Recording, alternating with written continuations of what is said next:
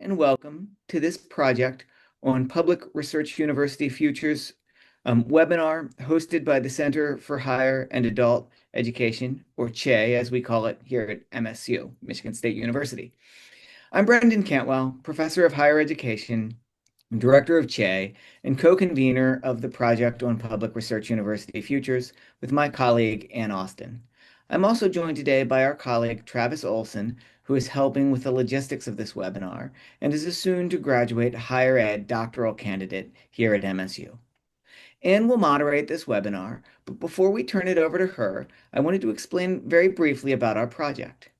Dr. Austin and I believe that the organizational and governance structures that guided public research universities during the 20th century are being renegotiated and challenged in this third decade of the 21st century. We believe now is the time to engage thoughtfully, deliberatively, and in generative dialogue to develop new ideas for how U.S. public research universities can transform to meet more fully the demands of the 20th century and beyond. The project consists of three parts. The main part is what we're doing right now, an online public symposium with national experts in post-secondary governance and other related topics on the challenges currently facing U.S. research universities. We're also publishing topical white papers that build from these symposia conversations, and we're placing those on our website. And finally, we're organizing curated confidential conversations among institutional leaders here at MSU that Professor Austin and I convene in collaboration with the President and Provost's office, as well as with the Vice President for Strategic Planning at the university. Our goal is to get the conversation going here at MSU and nationally. With that, let's get this conversation going, started with Professor Austin. Thank you so much, Brendan.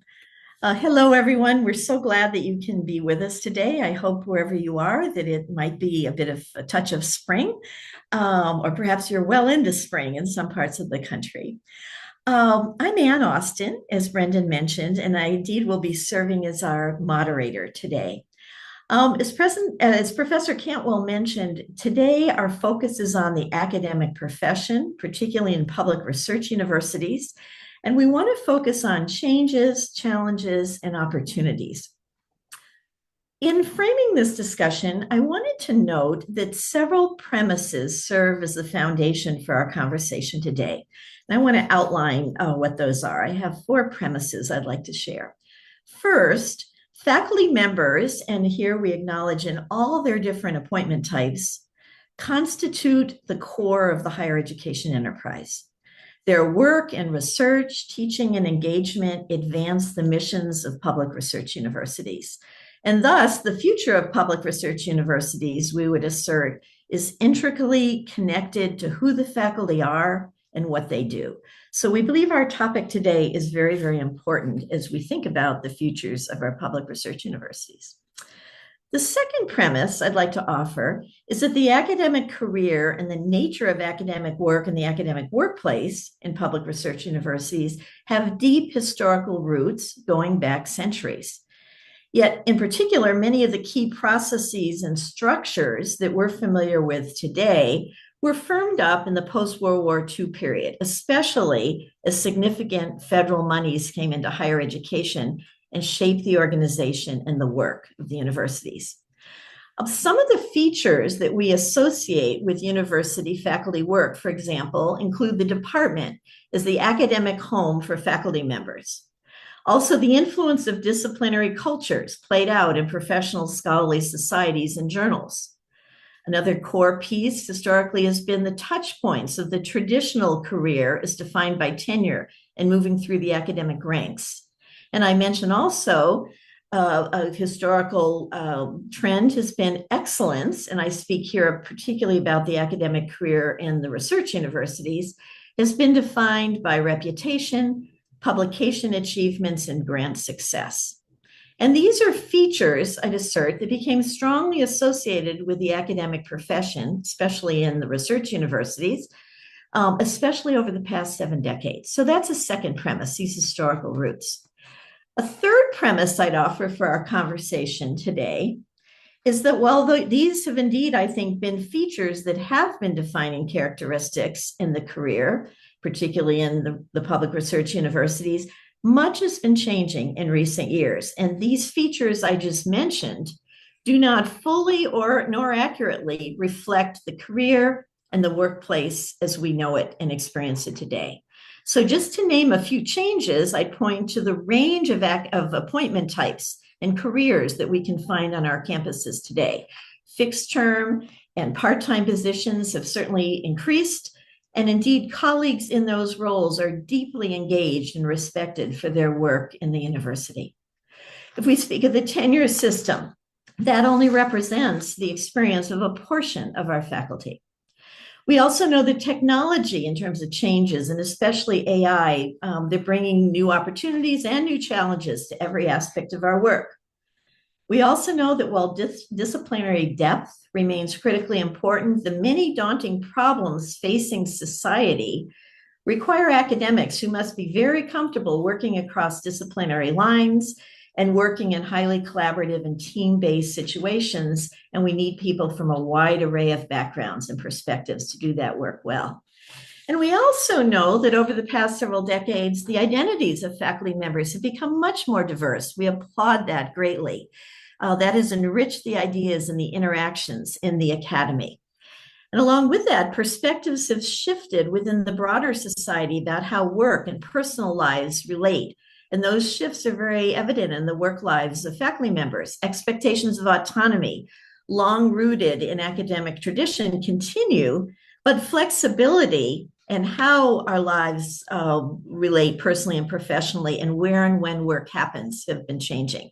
And certainly the pandemic experience has been a very strong force in changing expectations about how work is organized and how the individual relates to the workplace. So these, I'm trying to assert, third premise, that while we indeed have touchstones of the traditional career that we still certainly subscribe to, there is much that is changing that leads us to really want to think about the academic profession and its challenges, changes, and opportunities.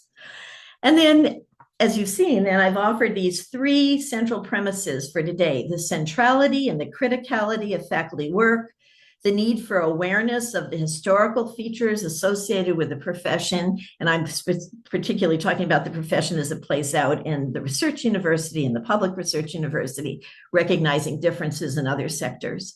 And then third, the importance of recognizing these changes that are significantly meaning a different kind of experience in the academic profession today. And then finally, I want to acknowledge a fourth premise. In our work that Brendan and I are leading with this webinar symposium series, we talk about taking the long view. That is, we are very much aware that there are very significant changes happening in the very recent months that are affecting all of us. We want to acknowledge those, but we also are not only reflecting our thoughts on those experiences. We take what we call the long view of what's happening in higher education. But I do, as a fourth premise, want to note that we are seeing challenges to the fiscal stability of higher ed, to our usual research processes, and to the autonomy of faculty to determine the curriculum and the issues deemed worthy of study. So we certainly have our conversation and a deep awareness of those challenges. So to wrap up these framing premises, I want to assert that we know that challenge and change is very much part of the landscape of higher education. But I think we'd like to assert that with challenge and change comes opportunity. So today we've asked several national leaders and scholars to frame some of the questions that they would urge leaders of all types, administrative leaders and faculty leaders, to consider about the academic profession. We're only going to be able to highlight a few issues today. We know there are many more, and I think you'll hear the issues today are at different levels of scope, I would say, but all very, very important. And we hope that these ideas will be helpful. Our intention here is especially to raise questions. Each speaker has been asked to raise a question that they think should be on all our minds and to explain why that's important. And we hope that these questions, as we're framing this webinar series, will be useful as all of us as colleagues raise questions and conversations on our own campuses. So with that background, I would like to introduce our four speakers for today. And I'm going to introduce them each very briefly, not doing true justice to the breadth and depth of their careers, but we are going to be dropping into the chat some links so that you can find more information about each of our speakers. And I will introduce them in the order in which they'll be speaking today. First, I'd like to introduce Dr. Emily Miller, who serves as the Deputy Vice President for Institutional Policy at the Association of American Universities. Emily, in partnership with the AAU member research universities, is responsible for initiatives to advance transformational organizational change initiatives, and she especially focuses on undergraduate and graduate education and the research enterprise. Then I'd like to introduce our colleague, Dr. Noah Finkelstein. I note that Noah is kind enough to integrate his presence with us today in international work. He's speaking to us, normally he's in Colorado, but he's speaking to us from Copenhagen. So if we have a brief freeze now and again, Noah will jump back in as quickly as he can. So thank you. I didn't quite calculate the time, but I know it's not the same time it is where I am. Noah is professor and also vice chair of the Department of Physics at the University of Colorado Boulder. His research focuses on physics education and educational transformation in higher education. And I wanted to note he is very much a faculty member, deeply committed to his students, but he's also very, very engaged nationally in higher education policy work. And he's a member of the National Academies of Sciences, Engineering, and Medicine's Board on Science Education, and he's also a trustee of the Higher Learning Commission. Thank you for coming to us from far away today. Then I'd like to introduce our colleague, Dr. Kimberly Griffin, who is a professor of higher education, student affairs, and international education policy, and also the dean of the College of Education at the University of Maryland. Kimberly's work focuses on diversity and equity in graduate education and the professoriate, very relevant to our work here today, diversity in the Black higher education community, and mentoring and career development. And then our fourth colleague speaking with us today is Dr. Leslie Gonzales, who serves as a professor of higher education and also the department head of education policy studies and practice at the University of Arizona. She also serves there as the director of the Center for the Study of Higher Education. Dr. Gonzales studies faculty evaluation processes. She studies the context in which academics work and the experiences of historically marginalized and minoritized academics. As you can see, these are perfect colleagues to be joining us today, and I'm so grateful. I thank each of you for your thoughts and your insights and the questions that you're going to raise. I did want to mention that I have worked very closely and continue to work very closely. I'm in a lot of conversations with these four colleagues. So I hope that they will know how much I respect them. But if it's okay with you, I'm going to use first names because I'm pretty used to calling them all first names all the time. And I think it will lend itself to the kind of collegial interaction that we hope to have today. But I use first names with great respect for all that they do. So as we start here, I just want to tell you how our agenda is going to go. I'm going to ask each of our guests to present the question about academic careers, work, and the workplace that they really wish to advance as one that they think is particularly important for us all to be thinking about. I'm going to ask them to take no more than about 10 minutes to present that. We'll hear from each of them, and after their remarks, then we'll have a lightning round. I'll ask each of them if they'd like to take just a minute or two to observe anything that they were intrigued with as they listen to the other colleagues. We'll hear that. And then in the meantime, I ask all of you who are kind enough to join us today, if you would put questions that you'd be interested to hear discussed into the Q&A. I suspect we won't get to all of them, but my colleagues Brendan and Travis will be helping me sort through and get some thoughtful questions for us to engage in together. And if all goes well, we'll have about 20 minutes for conversation together. So that is our plan for today. And with that, I would like to turn to my very esteemed colleague, Emily Miller. I'm so glad you're here, Emily. And Emily also is speaking with us while she's also traveling for her professional work. So I know she's in a hotel room with an ironing board helping to support her notes. So we'll all give lots of grace to each other if that ironing board should fall. So over to you, Emily. Thank you, Anne. It's wonderful to be together with this esteemed group of colleagues, and thank you for providing the time and space for the conversation that we're going to have today. Today, I'd like to address some critical questions facing our public research universities, and kind of the central questions that I'm looking to explore with my remarks are: how are faculty responsibilities and faculty work changing in today's context? And most importantly, how can we reimagine the academic workplace to meet the challenges of our time?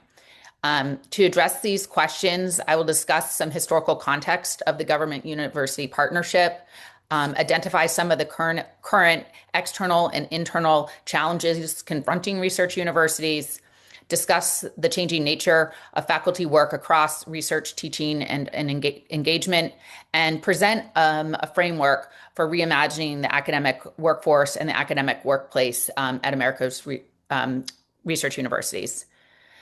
I want to honor the historical context. The partnership between the federal government and American research universities is distinct to the United States and is a unique model that has served our nation extraordinarily well. The resulting system has produced remarkable scientific breakthroughs while forging an essential connection between research and education. American research universities educate the next generation, and they play an essential role in our communities across the nation, serving as anchor institutions, leading employers, providing jobs, and contributing to economic growth locally and nationally. Collectively, the research enterprise has placed America at the forefront of global scientific discovery and innovation, educational leadership, and economic competitiveness. Today, though, there are some numerous challenges facing the research university enterprise. These challenges are significant. External pressures include funding concerns such as significant budget cuts, both at the state and federal levels, research grant cancellations, facility and administrative caps, and federal agency staffing reductions across the federal government. At stake is the university-government partnership and U.S. scientific and educational leadership. The potential impacts are profound. We could have loss of medical advances and new cures, weakened national security, slower economic growth, job losses, and really harm America's global competitiveness. Internally, the academic workforce is undergoing equally significant transformations. We've seen market decrease in tenured system appointments and an increase in temporary, contingent, and fixed-term positions, roles that typically involve less flexibility, autonomy, recognition, and rewards. Simultaneously, faculty diversity in identity and background has increased, with greater diversity often concentrated in the less secure positions at our institutions.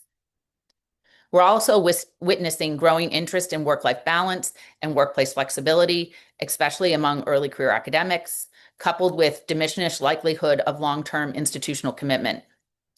Related to this is the rising unionization among both faculty and graduate students and the ripple effects on their relationship with the university.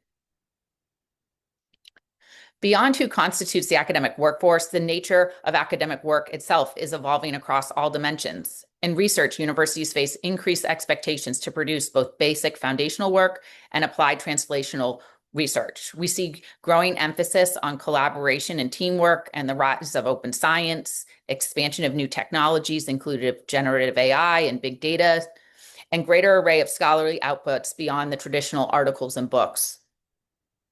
In teaching, instructors meet the needs of growing student populations with a full range of prior experiences and professional aspirations. Evidence-based pedagogical practices, including undergraduate research opportunities, are increasingly vital to achieve student academic success. Employers expect graduates prepared for constantly changing workplaces characterized by rapidly shifting technologies. Universities are also expected to be at the forefront of knowledge discovery and innovation while simultaneously translating this work into effective science communication, entrepreneurial success, and high-quality interventions that address pressing local community issues. It's clear to me that it is critical to recognize research universities have their own workforce that are currently operating in a highly connected and fragile ecosystem. The challenges of today are placing pressures on the ecosystem, and transformation within the academic workplace is required to help address some of the current dynamic external and internal forces. In conversations with colleagues, some on this call, we've explored developing a framework to reimagine the academic workforce and the academic workplace at American research universities. It is guided by 3 core principles. The first, faculty constitute the heart of the university's work. American universities have a commitment to society to engage in knowledge discovery and innovation, provide educational opportunity, and translate knowledge into practice at the highest level of excellence and quality. Ensuring quality of academic work and the academic workplace is critically important to ensuring institutional excellence. A second core principle, excellence requires a team of talent. A variety of perspectives and activity is essential to fulfilling the missions of American research universities. To accomplish their work, universities need a wide array of diverse and talented academics, including, among others, researchers, teachers, innovators, entrepreneurs, and communicators who can translate academic work to benefit the broader community.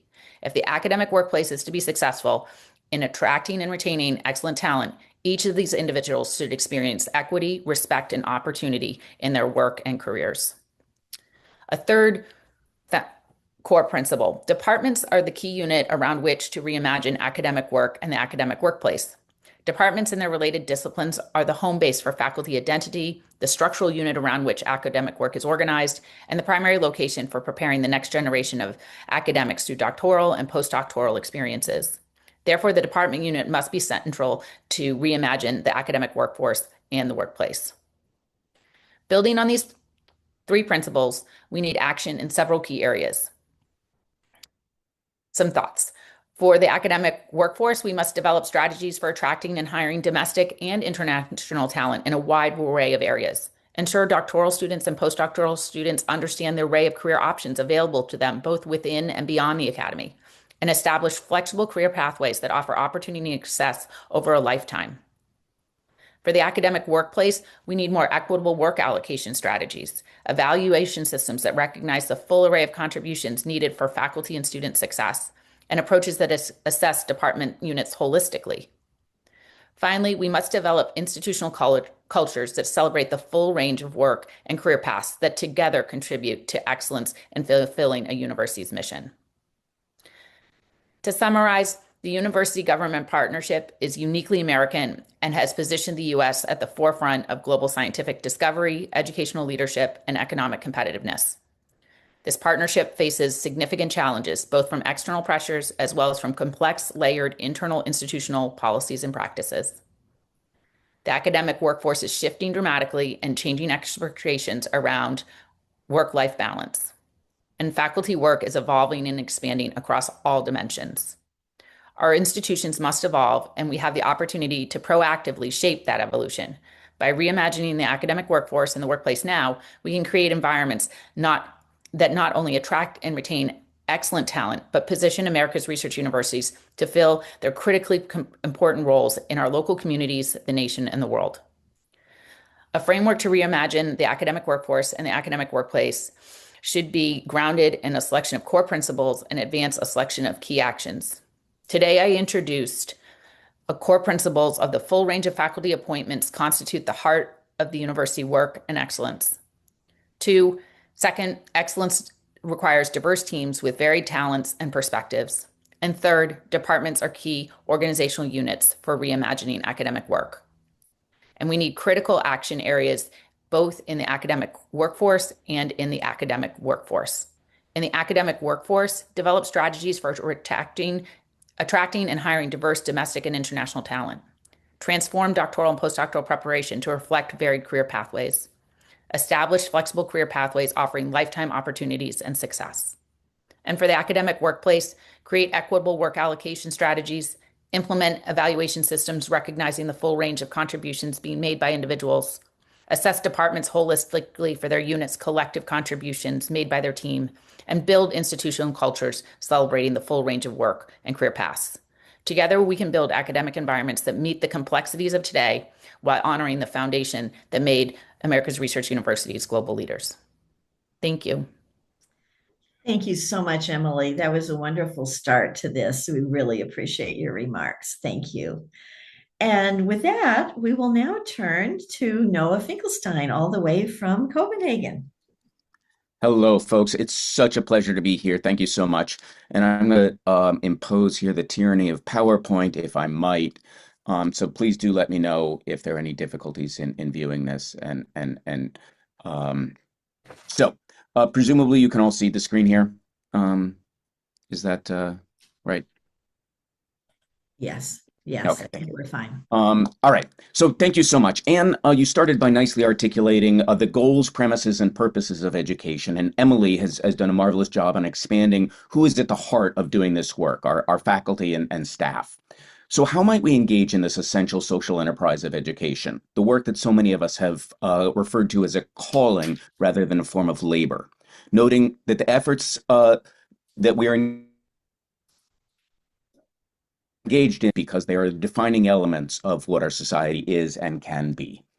And within this space, and building on the prior remarks, I will argue for belonging of individuals and of institutions to our society here.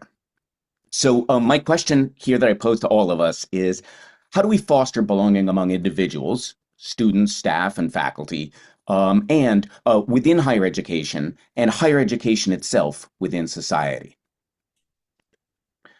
I will make the case that belonging is at the root of educational success for participants in the system alike. If education is about building cultural systems, the future as we would like to see it, who and what belongs are essential. Consider, what is the most significant correlate with undergraduate students moving from Physics 1 to Physics 2? Turns out it's not performance, it's not grit nor self-efficacy, it is belonging. That is for women. In fact, for women, a sense of belonging has 4 to 5 times scores. For men, the leading indicator of retention is exam scores. Although belonging likely matters here too, perhaps it just suggests that we have constructed physics courses in a manner such that men already feel like they belong. In this framing, physics is a place of exclusive identity. We know that belonging matters, and of course, we have many studies of this, though all too often these are focused only on student belonging, as my example, and have all too often isolated areas of attention. And so here I make the call, we envision 3 essential layers of belonging for a functioning educational system: student belonging, staff and faculty belonging, and institutional belonging alike here. Notably, these layers are not as independent as they might seem and as they are often treated. Not only are they connected with each other, but they can support and construct a sense of belonging for one another. Thus, we see that each of these, students, faculty, and institutions, are simultaneously beneficiaries of and in this way, student outcomes benefit from a sense of belonging, but students are also important in cultivating a sense of belonging, not only for one another, but for faculty and the staff, and frankly, the institution itself. Faculty can best serve as agents of student belonging when they themselves feel a sense of belonging in their institution and in the enterprise of education more broadly. Institutions are best positioned to develop sustainable structures of belonging for all participants, but only so long as they are valued from outside, so that these institutions can operate from a sense of secure belonging in a society at large to serve the public good. I will note, from my perspective, and as discussed, faculty and staff are at the heart of this ecosystem. So, we know that belonging matters, but what is this belonging? Of course, you know it when you see it, or perhaps more accurately, you know it when you feel it, or don't. But what is it? For me, belonging is rooted in a sense of connection. And of course, between when someone is welcome into a community to join in on and adopt the perspectives, values, and norms of an existing community, what we might refer to as inclusion, you are welcomed and included, but on the terms of the group you are joining. Belonging, whether academic or social, means not only being included, but to bring your authentic self, to bring one's own perspectives, values, and norms into a group. Note, this is not to be judgmental, but to help explicate different dimensions of belonging. We find it useful to consider these two key dimensions, among others, when building and acting and supporting academic environments of belonging. One dimension is the diversity of perspectives, values, norms, or ways of thinking, where we consider a continuum from homogeneous to heterogeneous perspectives. The second dimension is that of diversity of individual identities, which we might define by any number of self, cultural, or biological constructs such as gender, race, age, status, etc., and whether the system is exclusive or inclusive of these differing identities. Of course, these two dimensions are just, but considering the four quadrants may help us understand the nature of our current social systems. Some examples may also be helpful here. So consider the inclusive and homogeneous quadrant here, a breadth of individual identities with a common way of thinking and perspective. These include disciplinary identities. All are welcomed in my physics classroom, but my attention is to their adoption of an existing physics culture. As the tagline goes, maybe I don't teach people, I teach physics. Next, we might consider exclusive and homogeneous, a narrow band of identities of thought. And while this may seem negative, and can be, for example, when physics is considered a domain for white, straight men, it can be positive, for example, making a safe space for women in engineering. The next quadrant of exclusive and heterogeneous suggests a narrow band of who is accepted and a breadth of ideas and perspectives considered. Perhaps this is the origin story of our university systems, which started as a place for elite white males. And in a more modern faculty or student identity groups on campus, such as sororities or fraternities. And then finally, the inclusive and heterogeneous quadrant here we might consider valuing diversity, both of thought and identity. This might be a classroom or a degree program where we partner with students, both to socialize people into ways of thinking and to broaden the definitions of what the disciplines and the institutions are themselves. The community itself transforms by creating a culture of belonging. Now, full disclosure, when I first started thinking about this, I was somewhat naively thought inclusive and heterogeneous is the best. Perhaps exclusionary and homogeneous might be bad. However, this, like all education, social systems, is more complicated. It depends. A more nuanced view is that we should be conscious in the construction of our systems, considering what kind of belonging and for whom this makes sense in any given instance. One may note that I've given examples at a variety of scales, from the physics classroom to affinity groups to an entire university. And we argue that it's to have a heterogeneous and inclusive approach, one that values the entire breadth of people and span of ideas in a cultural system, that of a university, region, or even country. But this is at the largest scale. And that largest scale goal might be best achieved by weaving together a tapestry of smaller systems, classes, courses, degree programs, social clubs, mentoring programs, evaluation systems, that may span each of these four quadrants, giving a breadth of members of the university and, frankly, country the opportunities to belong and share their perspectives on their terms. So if belonging is an anchor for our educational enterprises, and our enterprises are dependent upon belonging, how can we foster this commitment and get from here to there? And there are a myriad of resources that are out there beyond applying this four-square and this triangular framing here. I'll provide two quick promising approaches. One is if we acknowledge the essential role of faculty, we must value them. And perhaps the dominant form of an enacted values system within higher education is our evaluation system. For we know at the heart of the word evaluation, indeed, is values. This is what Emily was just argued for, in part. And I'm proud to have collaborated with many colleagues, some on this call, and particularly Ann Austin, on an approach here that I'm showing on the screen, TVAL, to systematically transform our higher education evaluation practices in teaching to take a more scholarly, developmental, transparent, and, dare I say, human approach. Through TVAL, we're building on decades of work to define, contextualize, and enact a more robust system. It is a tapestry of varied approaches, resources, practices, and policies spanning from the exclusive to inclusive and homogeneous to heterogeneous, ultimately supporting a developmental and inclusive heterogeneous system. This is working in practice at the original three institutions launching this and many other partner institutions that you see here. And we're currently in the midst of building a national alliance.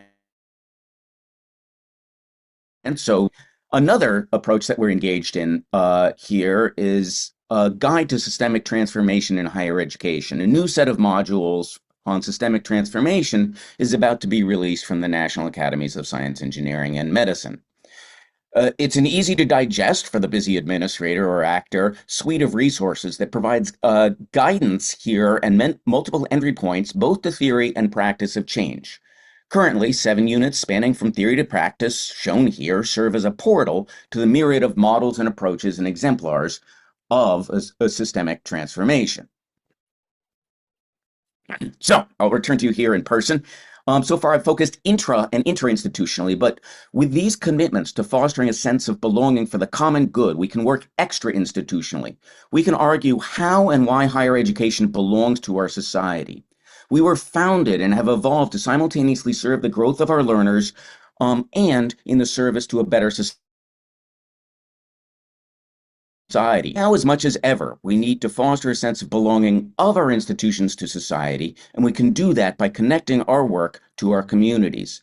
Thus, we can make the case to the community for our essential roles and simultaneously have to hold ourselves accountable to these ends, creating places of belonging of the community to our institutions and of our institutions to our communities. That is, we are not separated from, in a sense of sitting in an ivory tower. Rather, we're separated in the Latin sense, Latin root of the word sacred. With dedicated and special purpose, with special forms of investment of a society in its own future. I look forward to discussions with you, and thank you very much. Noah, thank you so much for those comments. We really appreciate them. And I know you've been doing a lot of thinking about this. So thanks for sharing that work with us. I hope I didn't break up too much. No, there were a few little moments, but you would come right back on, and it's worth it to have you with us, even though you're far away. Thanks so much. So with this, I would like to now go over to Kimberly Griffin and ask if she would share some thoughts with us. Thank you, Anne. And hi, everybody. Good morning and good afternoon. I am so excited to have this conversation with all of you because it's one of the rare opportunities where I get to bring my full self to the conversation. So Dr. Griffin, who studies mentorship, gets to join you today, and Dean Griffin also gets to join you as a leader who thinks a lot about how to engage in organizational and systemic change. So the question that I'd like to pose today is, what role should mentorship play in the reimagining of faculty work? And some may think like, well, what do you mean? Like, isn't mentorship already kind of a part of faculty work? Isn't it part of the job? And I would say that it is, but it kind of is. It's an assumed part of faculty work.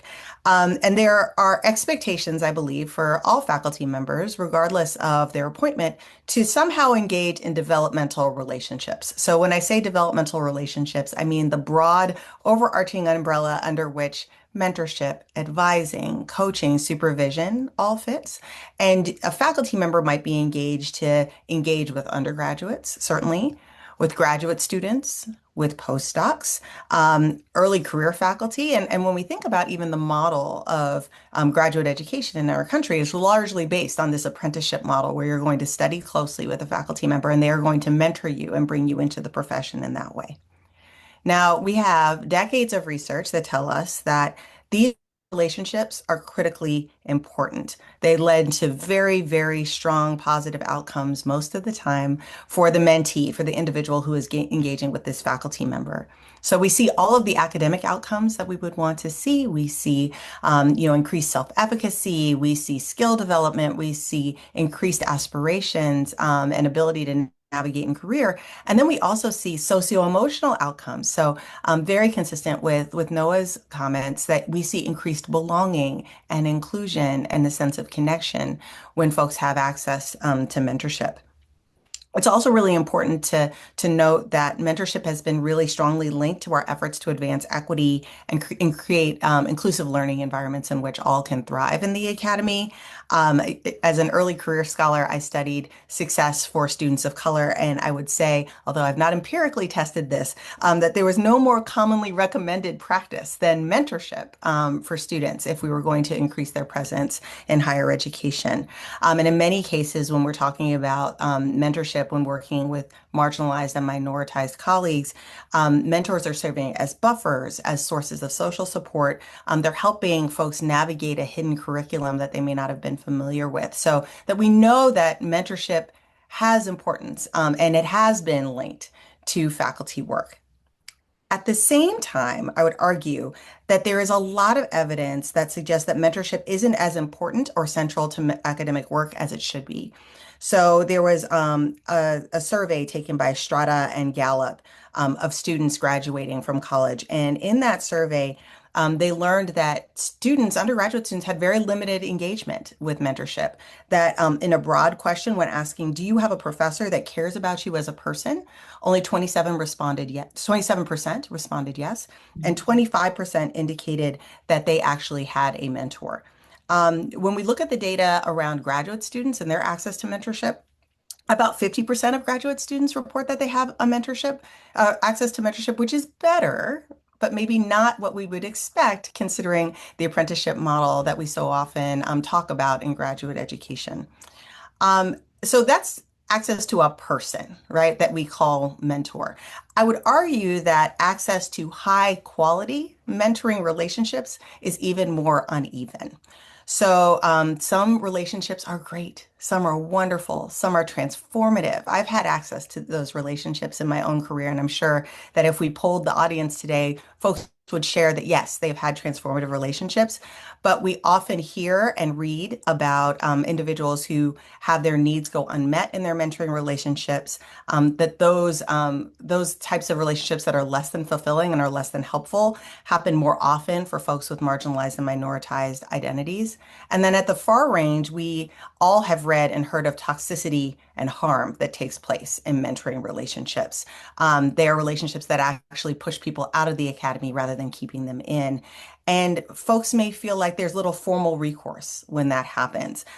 That, you know, when you think about a tenure and promotion decision, if you were to learn that someone was a toxic mentor or a bad mentor, there's a real question about whether or not that would stop their promotion or whether or not that would stop their tenure. So there are some real questions about whether we care about mentorship and how much it matters. So I think it's a fair question to ask. Does mentorship really matter? I would argue that currently in the academy, when we think about faculty work, that mentorship is a good thing that we would want to happen, but it's perhaps a hoped for thing. It's a hope for experience for students, for our early career colleagues. And while it might be an expectation for faculty members, it's perhaps the soft expectation. And it is a role that perhaps has lower priority than other roles that we recognize as more central to the work of faculty members, particularly at research universities.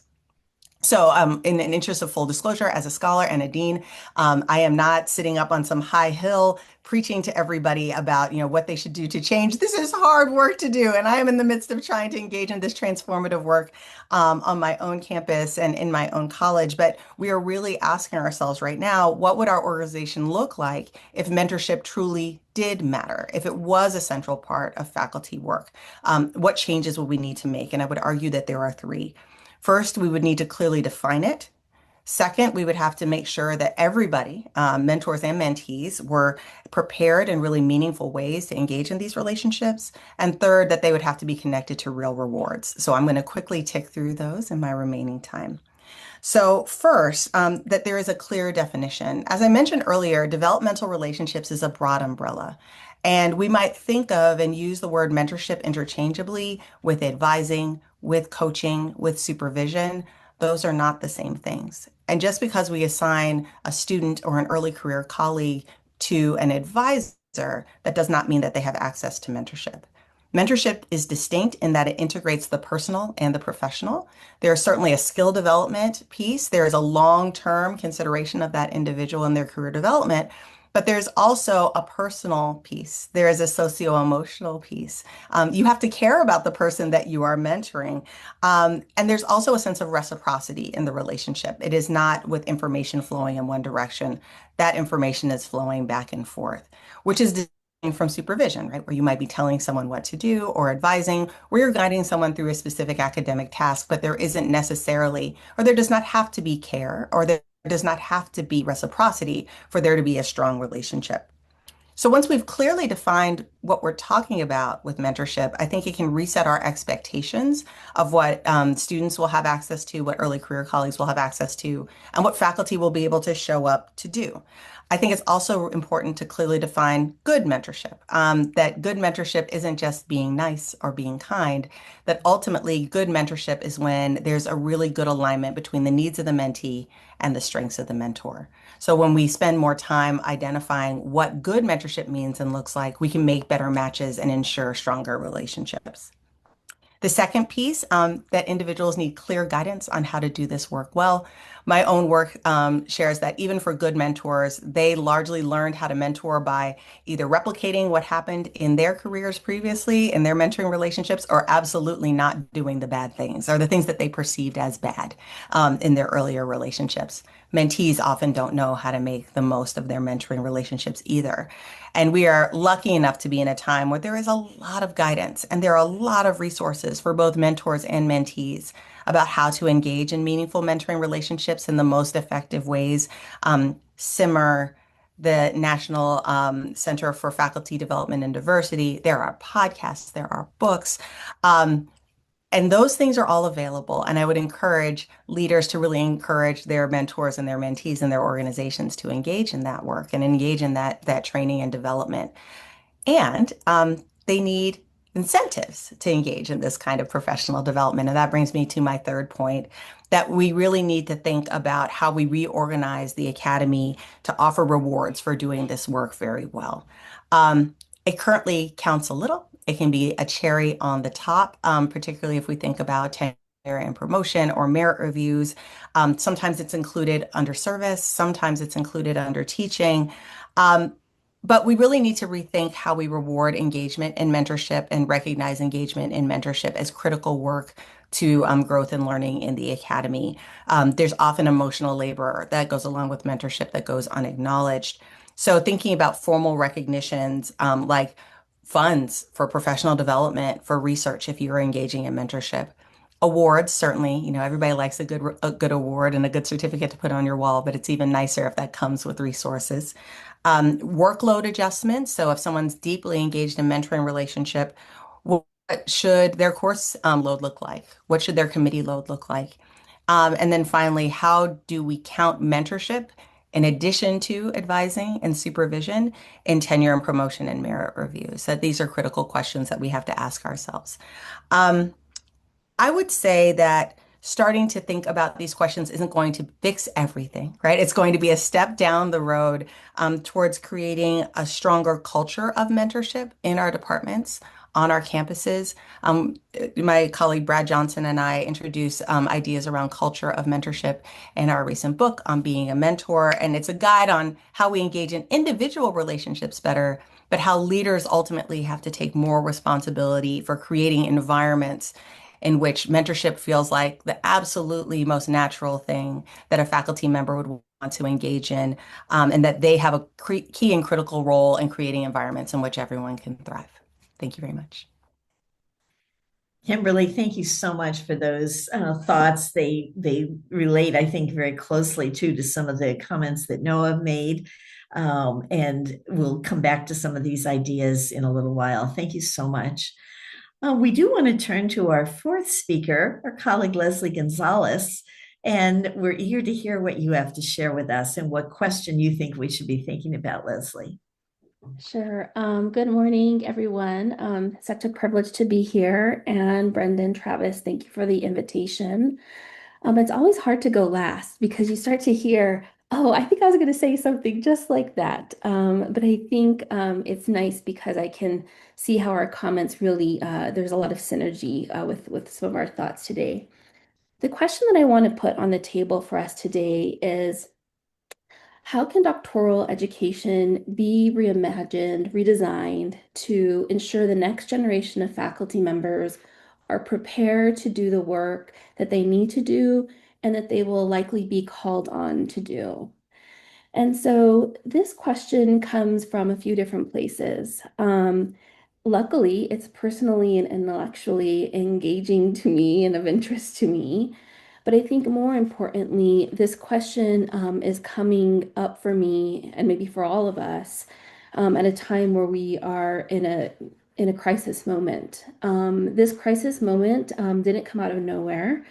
For several years, there's been sort of this declining or waning trust, or perhaps better said, a skepticism of the good that can come from higher education. And perhaps more specifically and relevant to our conversation is the good that can come from academic research, which of course starts and is connected to doctoral education and faculty work and all of what we're talking about today. So I would like to argue or put on the table for us that as we think about doctoral education and the preparation of future scholars who will go into our public institutions specifically, I would like us to think that our most pressing task is to be preparing researchers who are not only able but willing to do thoughtful work with communities and with practice.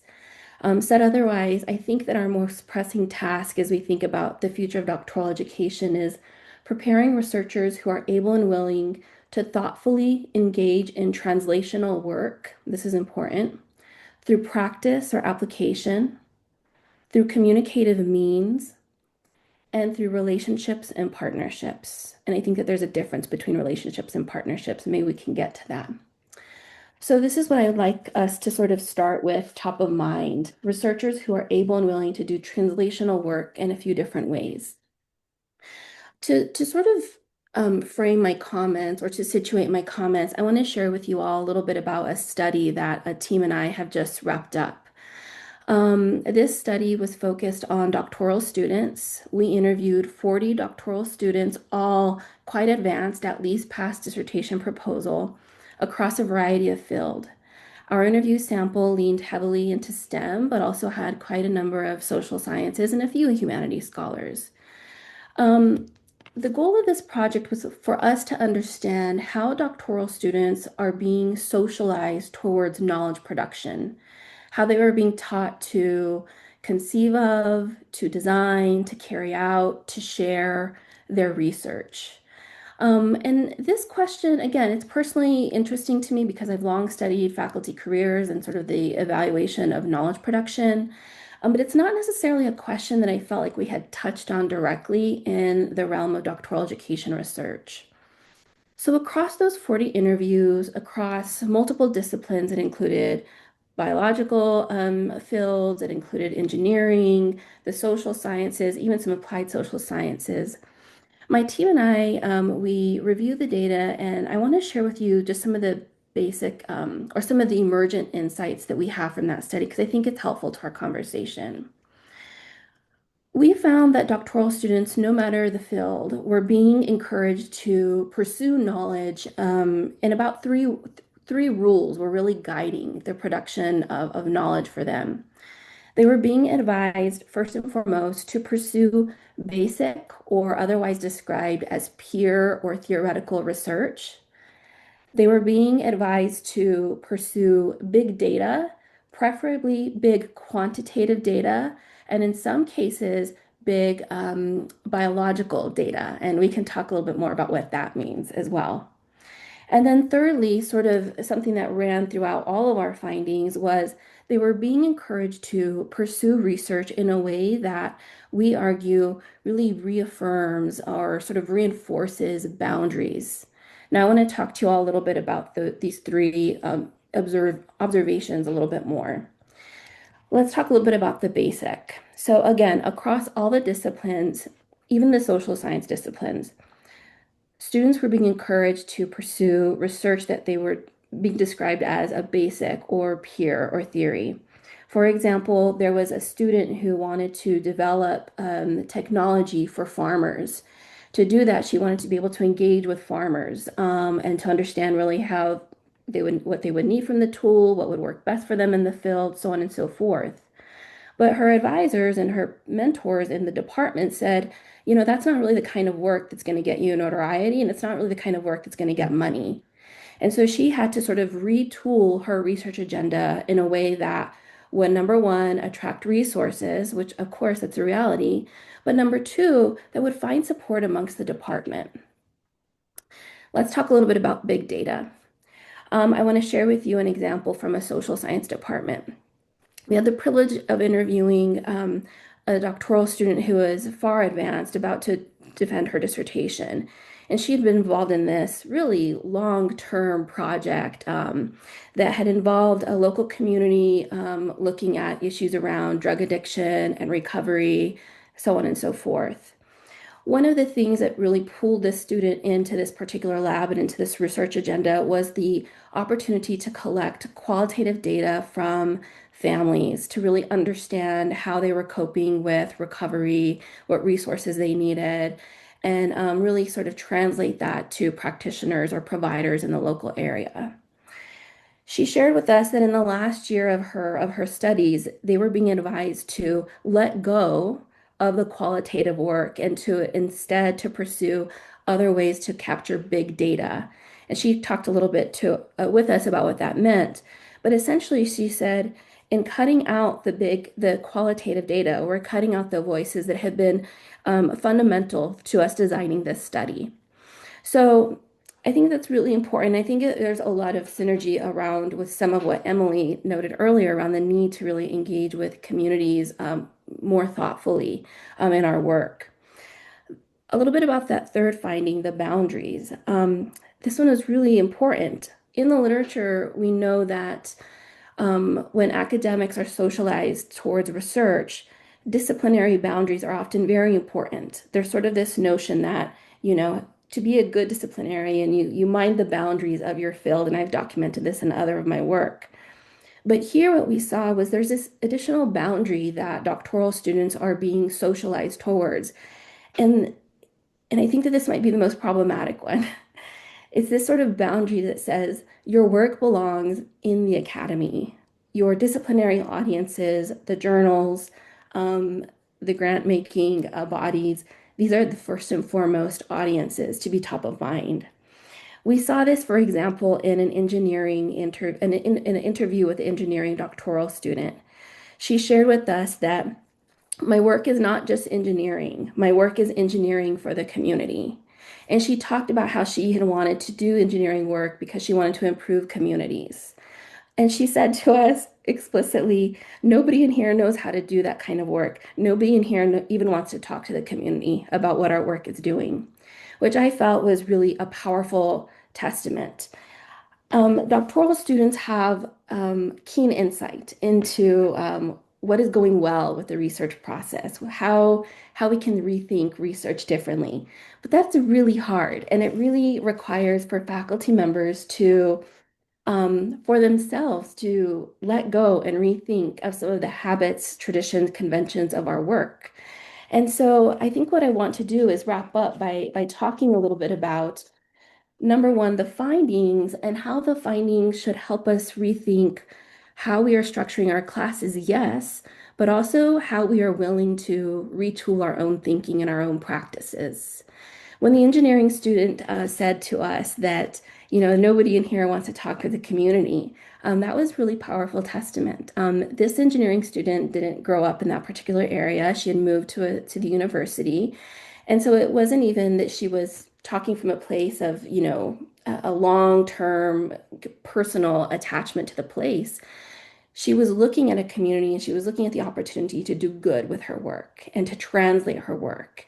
And that is something that I think that we as faculty, as academics, as researchers, we can think about as we build our classes, as we think about research design. That's going to take a lot of work for us as faculty on a personal level, I think on a professional development level. I think also it'll take work I think it was Noah's and Kimberly's point around faculty evaluation, what gets valued. We have to learn how to do these kinds of things. Not all of us. Some of us are quite good at doing translational work, but this is a call that doctoral students are kind of putting out, at least in this study, for us as academics to think about. And it's also a call that I think would help us to resuscitate, if you will, our image or how we are understood in the larger public eye. I just want to say thank you to all the doctoral students that helped us learn from them in this study. I know that it can feel pretty scary to talk about these kinds of things, but I encourage that those of us who are in the academic career, graduate education space to really uplift the voices of doctoral students because I think we have a lot to learn from them. And thank you for this opportunity to share these insights. Leslie, thank you so much for those really thoughtful comments. And thank you to each of you for the ideas and questions that you shared, and also for your attentiveness to doing it so succinctly. So we have time for some conversation too. As our speakers know, I had asked them to listen carefully so that they might now each take just a short time, a minute or two, to elevate or comment on something that they heard that was intriguing to them or that they are interested in, just something that got your attention. So let's do that a little bit of round robin here and just see what were some of the ideas or questions that emerged as you listened to each other. And we can go in any order. If someone has a thought ready, please just wave your hand and we'll go with you and go from there. Would anyone like to start with an observation or thought that they came to as they were listening to colleagues? Leslie, please. I do. Yes, thanks so much. Emily, you said something about collective contribution and finding ways to assess and to reward, I believe, departments. I would love to hear you talk more about that. I'm going to let everybody say what they have to say very briefly here, and then we will make this our first question in just a minute for us all to talk about after we hear from everyone, because I also thought some questions, and I'll frame it in a minute, about the department touches on what everyone had to say here. So let's come back to that in just a moment. Thank you, Leslie, for highlighting it too. It was on my mind. Other observations or interesting questions or points that any of our panelists would like to raise as you listen to each other? Kimberly? No, I saw you came offline first. Okay.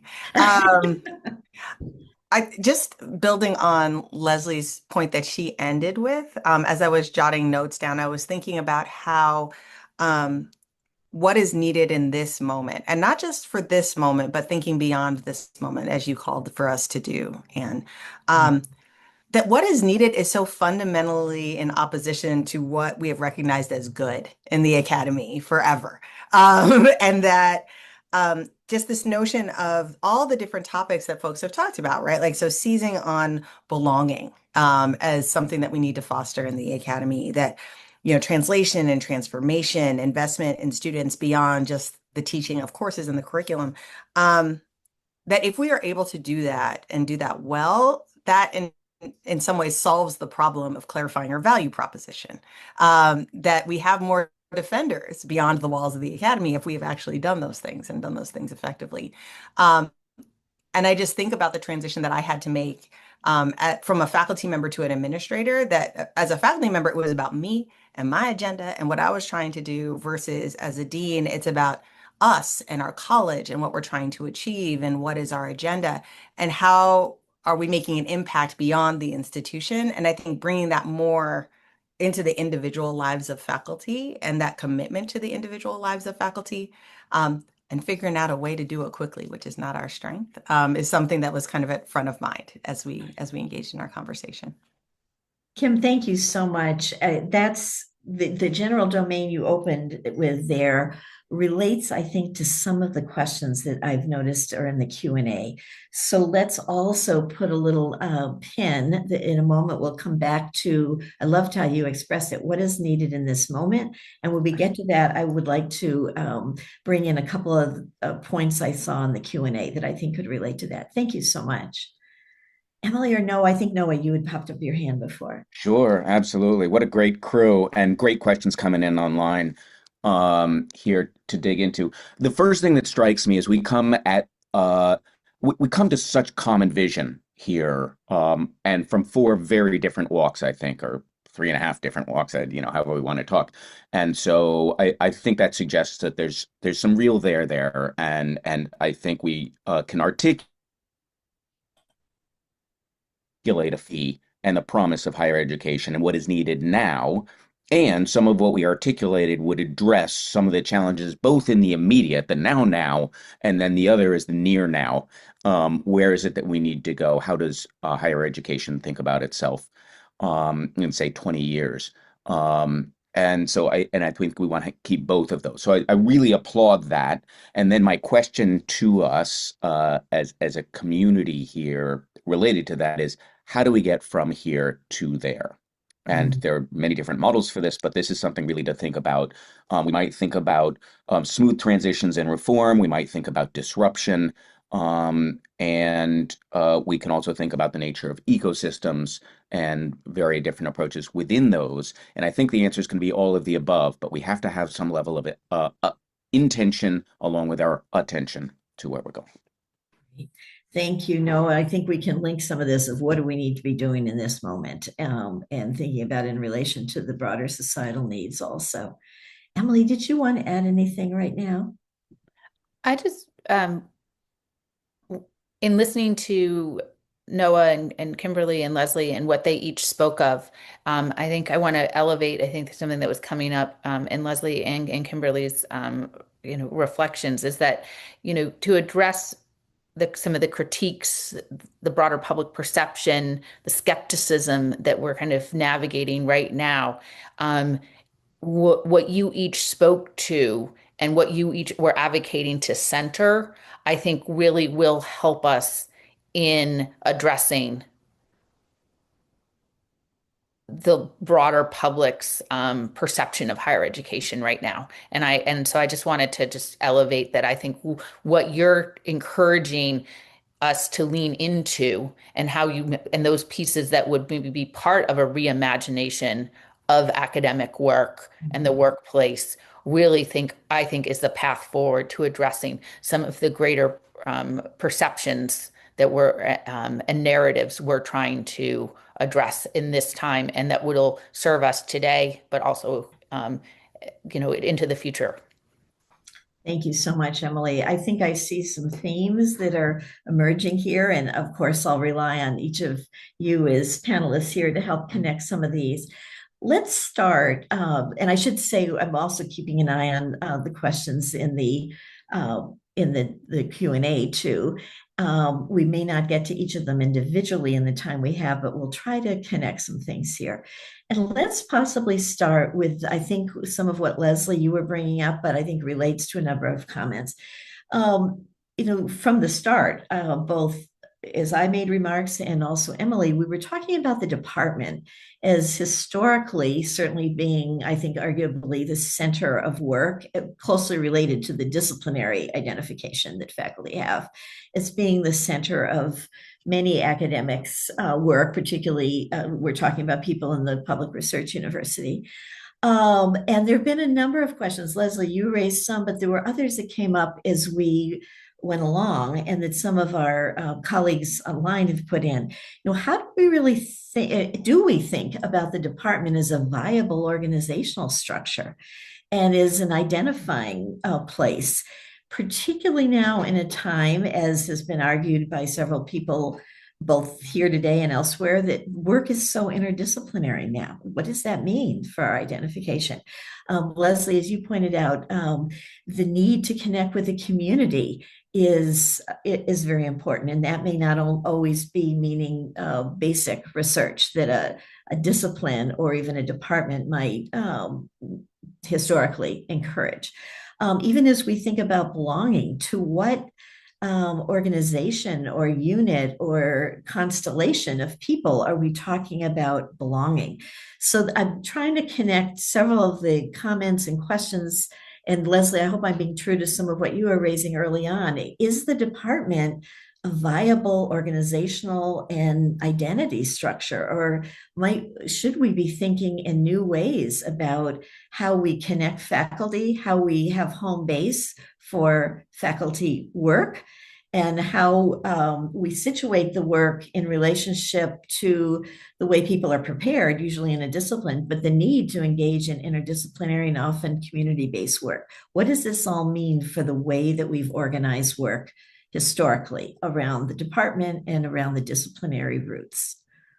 I hope I'm being true to some of what you were thinking about, but please take it and extend those thoughts with comments as we go along. Would any of you like to address that?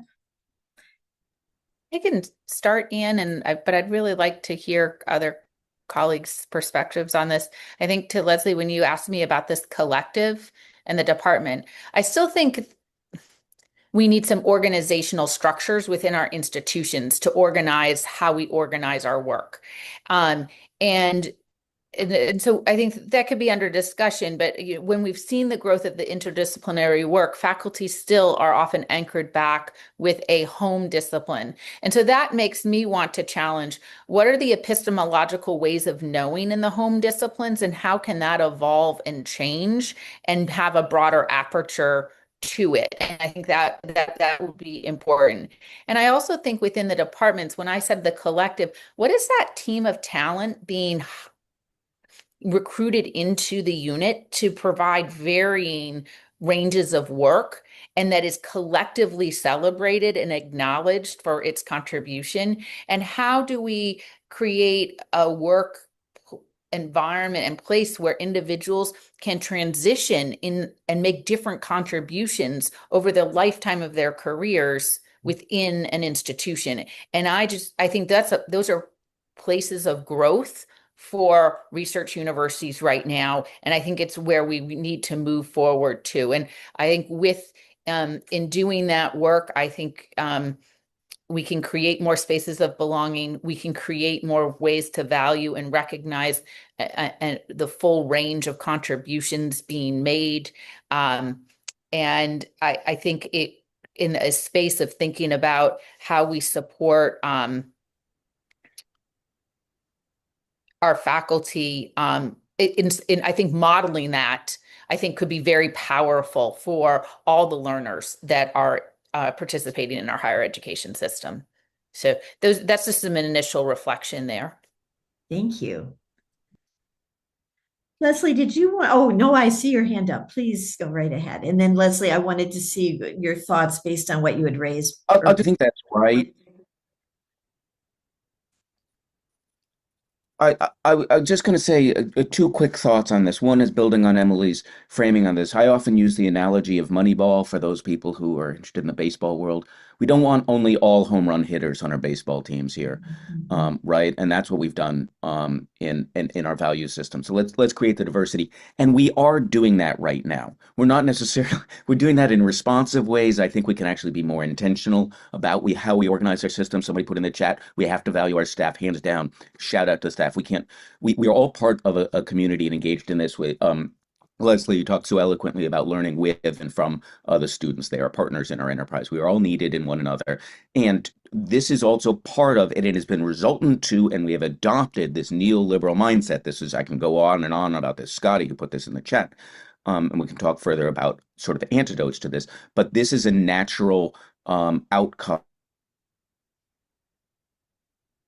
is broader in our society, that is swept into higher education. And we can actually, there are antecedents. We can look at prior models of what has worked within institutions of higher education when our institutions were smaller and hence more collegial. And yes, we had disciplines, but we then worked between the disciplines to foster new forms of knowledge and productive collisions. So I'll just pause there, but it comes from being human, creating opportunities for people to connect, like this Zoom call, and valuing those forms of interaction that every one of these great colleagues has called out.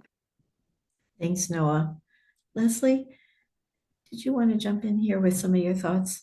Sure. Thanks for the question, Anne, and everyone for the comments. I'm thinking about this hard because now as a department head, I'm trying to make sure that I'm giving an honest answer, or that I'm not being biased in some way. I don't know that I'm convinced that breaking up departments will get to, as Emily termed it, what I'm talking about are more fundamental epistemological questions. This is really about how, sort of across the academy, again, across all the disciplines, sort of how we're oriented to recognize what is valuable research and how that valuable research should be positioned and communicated to multiple audiences. I do think that it is helpful. So I don't know that that comes down to departmental sort of taking apart that arrangement. But I do think it is helpful that when we think about the composition of our evaluative committees, for example, whether it's the annual review or tenure promotion cases, that that perhaps we think a little bit more inclusively or flexibly, and this might happen at some institutions and not others. At my current institution, folks are able to identify if their work is really interdisciplinary, they're able to identify a scholar in our institution that would be able to speak to an angle on their work that perhaps somebody in the department might not be able to speak to. And I think that's but I think that's a great innovation. I'm not sure if that's widespread, but I thought that was a great practice, and could be helpful for the kinds of questions that I'm raising. I appreciate your commenting that this is not just a structural matter. It's not just a matter of do we organize by departments or in an interdisciplinary center, that it goes deeper to some of our epistemological issues of identity and what avenues are available for then the connections that could be made and the deeper colleagueship that could occur. I don't want to preclude anyone's further comment on this, but I see that there are some questions about our current context right now that have been raised in the chat. And as I think both Brendan and I said earlier, we're holding these conversations with full awareness of the day-to-day challenges that are being experienced by many people, and specifically here by faculty. I'm sure we all have colleagues right now who maybe have had grants ended and so on, even in the last couple of days. At the same time, we're also trying to realize that the questions about academic work and our academic context have origins before the current time and presumably will continue to. So we're constantly trying to balance what we call the long view with clear recognition of our current context. But I do see several questions that I think I'm going to put a few out there and invite you to address them as you would. There has been some interest, I think, in the Q&A about what kind of advice or thoughts might you each have as leaders, as scholars, of people deeply working in the academy about how faculty can navigate their work right now when there really are many dimensions changing. We've addressed some of those. Some of them are long-term. And also right now when there's some, I think experienced by many people, is some really negative challenges that are occurring. How do we go about the kind of work that we've been talking about that is connected, that is attentive and supportive of our students, that involves belonging and connection with each other and involves doing the work that we're all committed to doing as teachers, as researchers, as people in the community? How do we do that in this context? I also, though, just wanted to put out there and invite you to comment as you wish. There was an interesting question also about, are there ways to more fully mobilize partners or collaborators in or outside the academy, especially, I would add, in a time when we do know in recent years there's been growing skepticism of the work of the academy and of the work of faculty members in the academy. So I might link those. How do we navigate our jobs? And I will comment, I did see a question. I'm not sure whether any of you will want to pick it up. It will depend, I think, on your historical perspectives, but how the current context may compare to, be different from, or similar to some other challenging periods in the history of higher education in our society, such as the McCarthy period, as an example. Let's just talk a little bit about the current context and what thoughts do you each have from your perspectives about how faculty navigate this time period, even as I think everyone on this call has some very thoughtful ideas about how we can do our work even better. And we've all commented on that. So let me invite you to take that set of questions in whatever way each of you might like to right now. Those are big questions, obviously. Anyone wish to jump into that? I'll jump in and I'll provide Thank you. fodder and distraction time for the thoughtful colleagues to correct me. Okay. On this, how do we go about this? One is our mission, double down on our mission and purpose, why we are here. and what we are doing. Hold fast to what our institutions are about and what are we about in contributing to these institutions, or what these institutions ought to be. Some very compelling visions were provided here today, and that's what we need to double down on. Say, this is what we're about. We also, in parallel with that, need to double down on support for one another, to connect to one another. This has been called out a couple of times in the chat, and that form of support and connection can be paid a position, Sandra, for the work that we're doing. I thank you for that in the chat. I think that's absolutely right, and that goes to our value system as well as our policies and procedures and whatnot. But we can double down on that. Many of us who are running programs to that end. And then the final part that you said, Anne, was how is it that we make the case for all of that in the public good? Mm-hmm. And the answer is we are all spokespeople. Mm-hmm. We need to argue. We invoke the future and construct the future as it could be. We need to be ambassadors for that. Leslie, you called that out in saying we do translational work. We need to shout that out and say we engage in this. And that's also stuff that we need to do. So we need some course correction within our institutions to help our institutions engage in that. But when, what is the most impactful thing in a learner's life, an individual, whether grad student or undergraduate? It's another human and the opportunities to engage. And that came up in the mentoring and the graduate research and in the broader work that Emily highlights. So I'll just pause there and say, this is what we can do. Noah, thank you very much for those affirming and also practical suggestions. Thank you. Kimberly. So I'm going to plus one everything that Noah said. Completely brilliant. And I would say, for every person on this call, one thing you can do is craft a clear and simple message about you, what you do, and why you do it. Who does it matter to?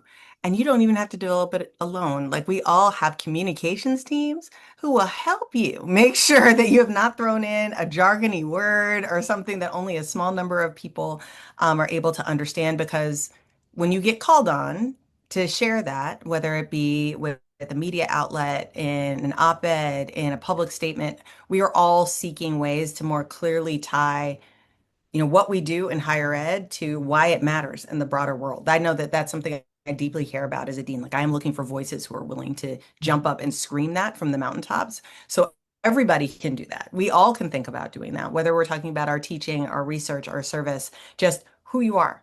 What do you do? Why do you do it? Who does it matter to?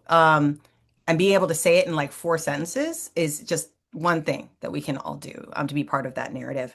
And the second thing I would offer is kind of a broad overarching thing, but it shows up in lots of different places. And it's make time for relationships. You know, a crisis is not the ideal time to be building relationships, right? Like, that's when we get to lean into the benefits of those relationships. But I would say that what we are going through right now is going to have a long tail. We are in for a marathon and not a sprint. So there's no time like the present to start building relationships externally. Start building them now, and not building them from a place of, I want to come in and do these things with this community. From a place of, so tell me what's happening for you right now. I want to understand. How might I be able to help? That now is the time. We have no other time than now. There's no time to regret, not showing up sooner. We're here now. And then finally, in making time for relationships with mentorship, I have 2 quick recommendations. One being that so much of what's happening right now can be perceived as work related, but there's a personal component to it. And a colleague of mine put it so beautifully that when your grant gets canceled, there is the immediate panic of like, my work and how's it going to continue and how am I going to get paid? And then there's this personal like, it's my work. Like, you don't care about me. You don't care about my work. How are we all taking the time, if we're engaged in a mentoring relationship, to validate someone and their work and their presence as being critically important, even if we are in a shifting landscape where that work is not being recognized as important? That taking time for the socio-emotional parts. We just went through a wave of visas being revoked and then given back. Like, there's a practical set of steps that need to be taken, but there is an emotional dysregulation that takes place in the context of that we need to create space for. And then secondly, when we think about mentorship as a tool for advancing equity and justice, I think it maybe one of the few tools we may have remaining at some point, that you might be able to take away programs and initiatives, but you can't tell a mentor you have to care deeply about who this person is across from you and care about them as a whole person and honor their lived experience and how they might navigate the academy and show up for them in ways that make them feel like it's going to be okay or be a good role model for them and offer them guidance. So that we all have to think about how we hone our mentoring skills right now if we're deeply committed to equity and justice initiatives in the academy. Thank you so much, Kimberly, for those really thoughtful remarks. We're going to be wrapping up in just a few minutes, but I'd love to give Emily and Leslie an opportunity to offer their thoughts to this constellation of questions we were considering. And then I'll just say about 60 seconds of final words. Emily or Leslie, would one of you, I see your mic is open, Emily. Go ahead, and then we'll go to Leslie.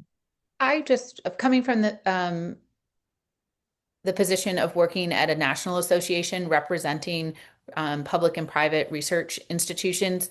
I appreciated the comments from Noah and Kimberly on talking of, and I'm sure Leslie will speak to, of like within the campus and with your faculty and students. And I just wanted to acknowledge that there is strategic work happening by the National Association to address some of these very broad national issues.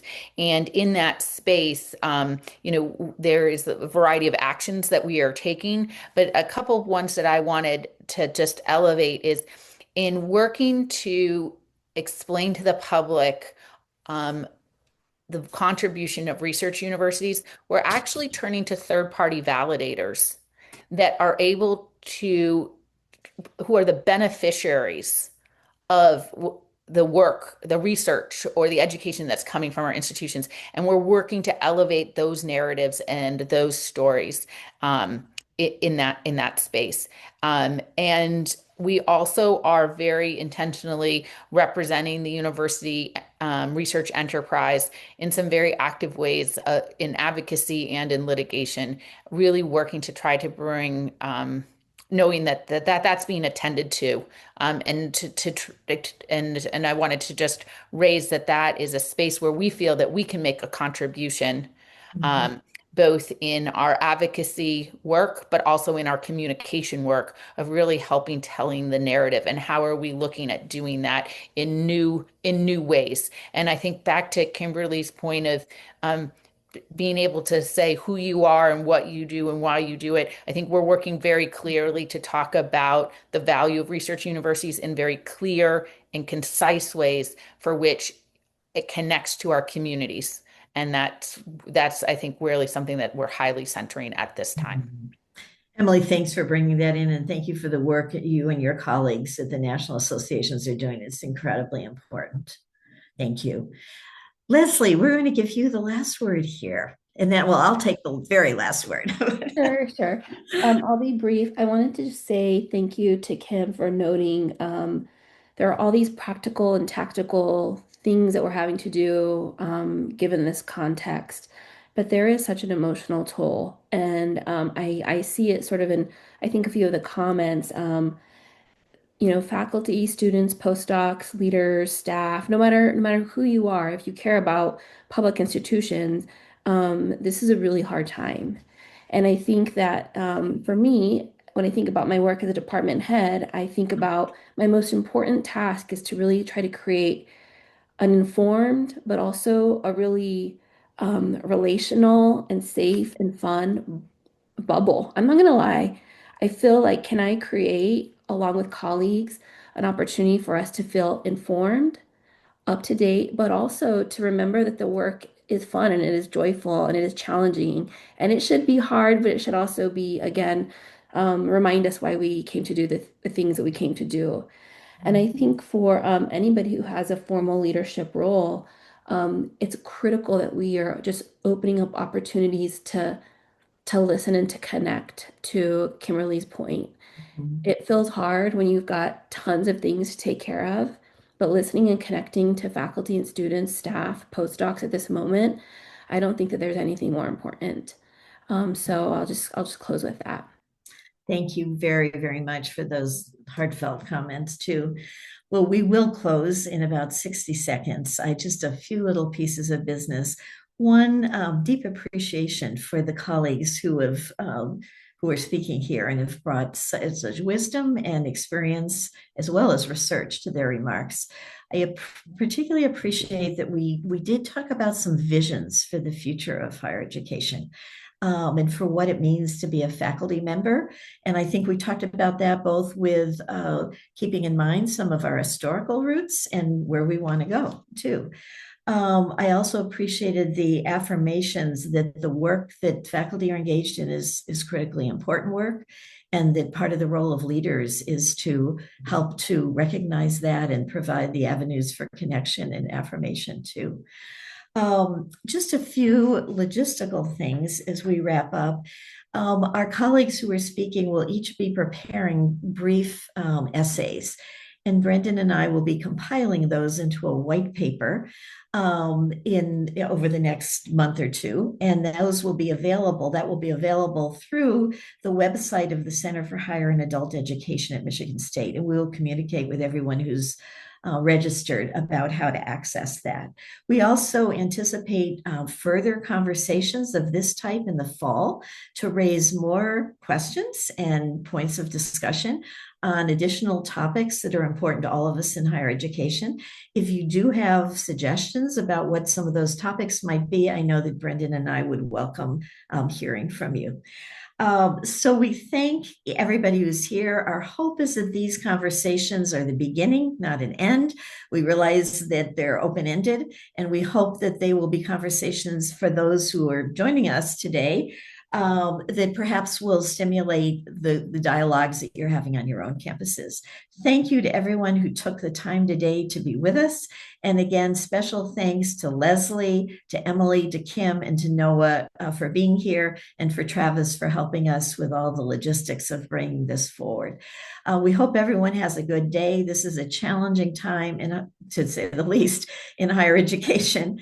But I think time to be together like this with colleagues who are thinking meaningfully and are doing really important work is quite uplifting to all of us. Thank you all so much for being here. Bye-bye. Thank you.